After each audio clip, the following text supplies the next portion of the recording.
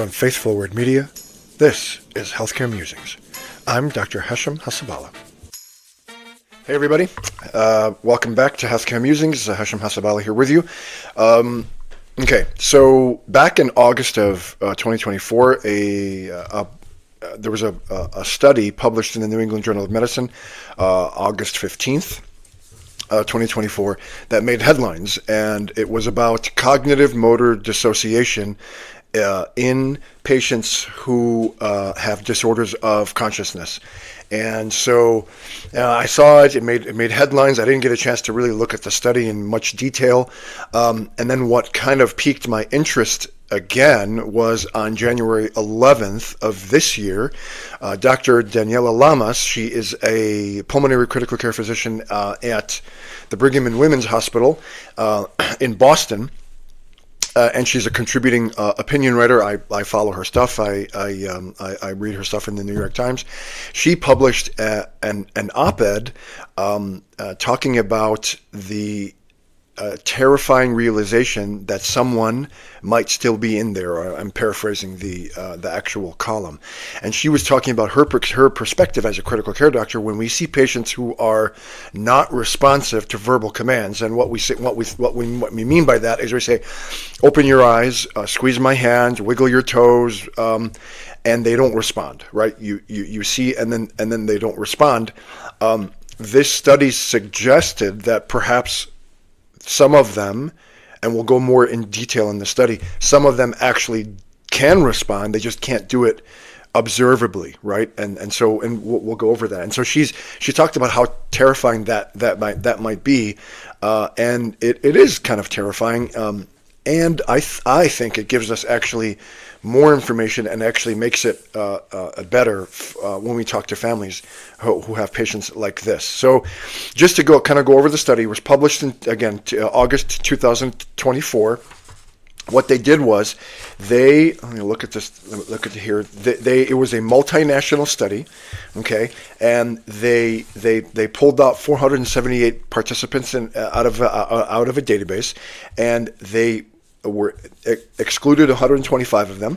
And so what they did is they had 353 patients that underwent the CRSR assessment, which is the Coma Recovery Scale Revised Assessment, right? And then they broke them down into 241 patients, 68% of them, who did not have observable response to commands. Again, squeeze my hands, wiggle your toes.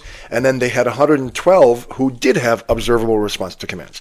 And so what they did was they did either functional MRI or EEG or both, right? And so some could do functional MRI, some could do only EEG, and then some had both, right? And so what they did was they then told them, imagine yourself playing tennis or doing something and then seeing, is there a response on functional MRI, or is there a response on EEG, or is there a response on both, right? And so what they found was, out of the 241 patients that did not have observable response to commands, 25% of them, 60, had a response to commands on imaging and were considered to have cognitive motor dissociation. And then conversely, 75% did not have response to commands on imaging. And so, what Dr. Lamas was saying is that it's terrifying that you think this patient's not responding, and maybe they are, right? And what I understood, and Dr. Lamas, if you're listening to this or you're watching this, I've already reached out. I'd love to get you on the podcast to kind of talk about this and kind of pick your brain. I think it would be very cool. So the door is always open on Healthcare Musings. Would love to have you. Anyway, so the fear is that there actually might be there, right? And are we withdrawing care too soon, right? Do we want to withdraw?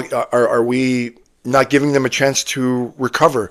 And that's the fear, right? That you withdraw can't. And even in her column, she mentioned the tension that we always face, that I face, right? Is that do we withdraw care too soon? Do we stop trying, for lack of a better term, too soon, or are we just prolonging the inevitable by continuing aggressive artificial life support in somebody who is not going to have who the prognosis for meaningful recovery is going to be very, very small. The chance is going to be very, very small. A very poor prognosis. There's always that tension, especially in devastating lung injury, right? And so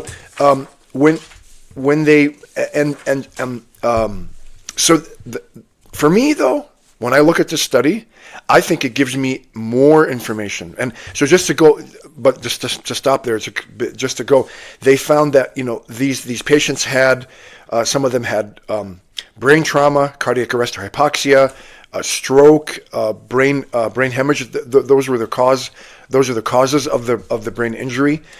For those, there was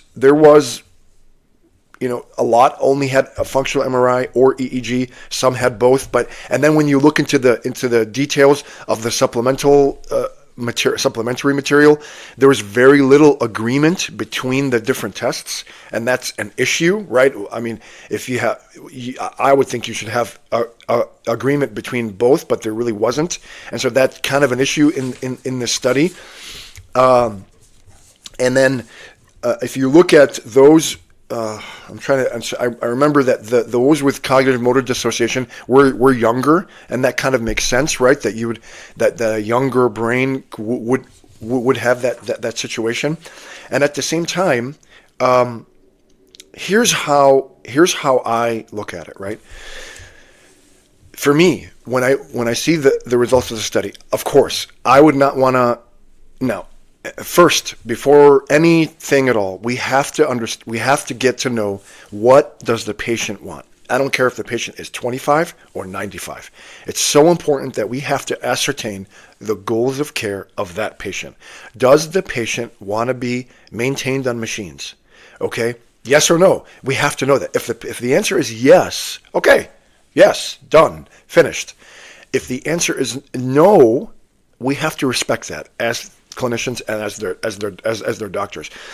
This study, rather than making me scared that someone might be in there, quote unquote, in there, and when I can't tell, it actually gives me more information when I talk to families and say, listen, we've had recent research that shows that some people who are not responsive to commands may actually be responsive when you look at imaging studies.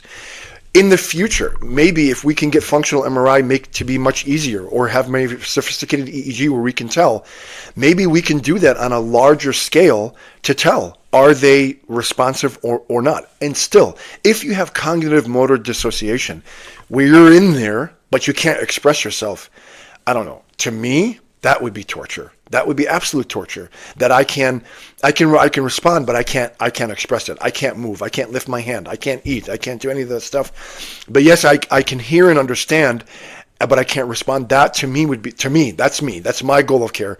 That would be torture.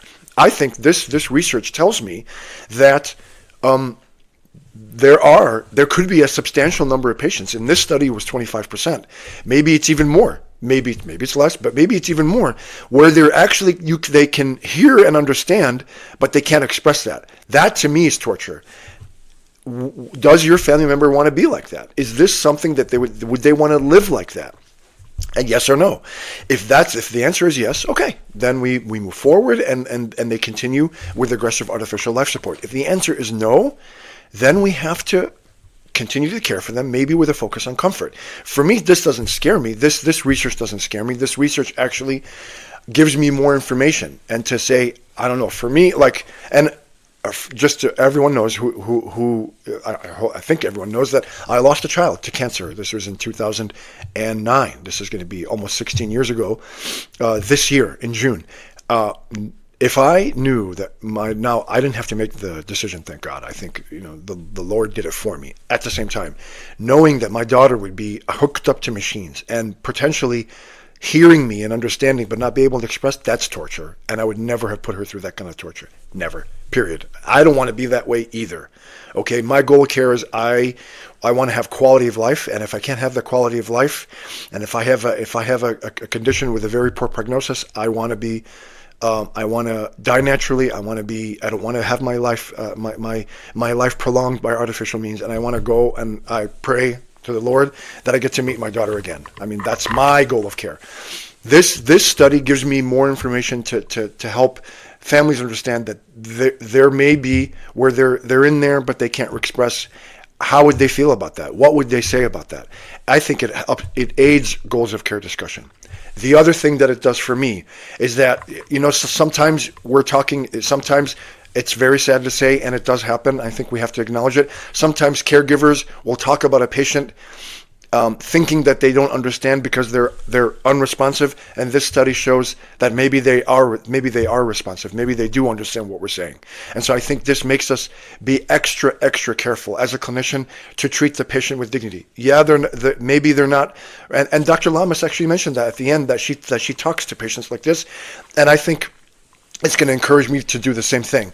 That when I walk into a patient's room who is unresponsive, quote unquote, air quotes, unresponsive, that I'm going to treat them with dignity and respect. I'm not going to denigrate them and talk, even though I would never want to do that. Still, so you have to keep. This is a constant reminder. When we walk into the room, we treat them with dignity. We tell them, "Hello, Mr. Smith or Mrs. Johnson. How are you? I'm just going to examine you right now. I'm looking at your things." To treat them with dignity and respect, even if they're quote unquote unresponsive. Now, in this study, 75% had no response on functional MRI or EEG, but that may be an undercount. So, I think this just further encourages us and reminds us that no matter what, the patient's unresponsive or responsive to commands, we need to treat them with the respect and the dignity that they deserve as human beings, and not talk about them or denigrate them, because they actually might understand, and that would be unimaginable suffering for me. So, I'm very grateful to Dr. Lamas for writing that column. It inspired this podcast episode. I'd love to have you on the podcast once again. And this study is an important one, and it teaches me two things. One, always treat the patient with dignity and respect, even if they're unresponsive. The other thing is, this gives us more information to help patients' families when faced with this horrific situation where not only they may never recover, and it looks like they're not going to recover, they actually may be responsive but unable to express themselves, something called cognitive motor dissociation. How would they feel about that? Would they want to live like that? And it just gives us more strength and more information to help guide families in these horrifically difficult situations. Thanks so much for your time and attention, guys. Until next time, Hashem Hasabala on Healthcare Musings. Thank you for watching. Sign up at healthcaremusings.com to get every episode delivered directly to your email. And please don't forget to leave a 5-star review. Thank you so much.